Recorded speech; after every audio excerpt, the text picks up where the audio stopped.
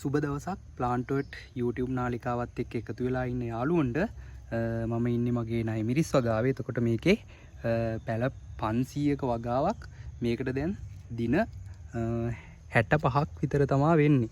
දැන් හැම ගහකම වගේ කරල් ඇවිල්ලා තියෙනවා. ඔයාලට පේනවා මේ විදියට කරල් ඇවිල්ලා මල් ගොඩාක් තියෙනවා මුදුනේ. එතකොට සාමාන්‍යයෙන් දින 65ක් විතර ගත වෙද්දි මේ වගේ නයිමිරිස් ගහක කරල් එනවා.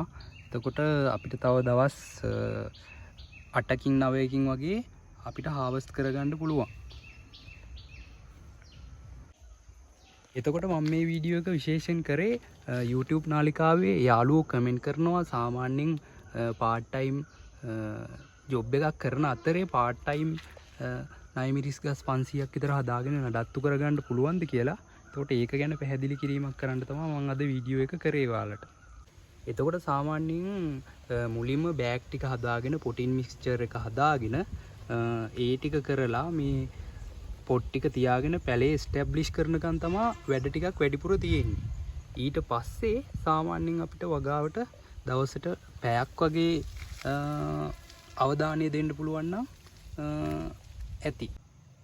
ඉතින් යාළුවනේ ඔයාලා නයිමිරිස් වගාව ගැන ලොකුවට දැනුමක් නැත්නම් ඔයාලට පුළුවන් මගේ YouTube නාලිකාව අධ්‍යයනය කරලා ඒකේ තියෙන වීඩියෝ ගැන බලලා ඉවර වෙලා ඔයාලට යම්කිසි දැනුමක් ගන්න පුළුවන්. මුලින් ඉඳන් වීඩියෝ මම දාලා තියෙනවා කොහොමද කරන්නේ කියලා. ඔයාලට ඒකෙන් අදහසක් ගන්න පුළුවන්. ඉතින් යාළුවනේ මම අද වීඩියෝ එක නවත්තනවා. එතකොට මම ඔයාලට කියන්නම් තව සතියකින් විතර මේකේ හාවස්ට් කරලා ඉවර වෙලා කොයි වගේ හාවස්ට් එකක් ගත්තද කොයි වගේ ආදායමක් මේ ගස් 500ක වගාවෙන් ආවද කියලා.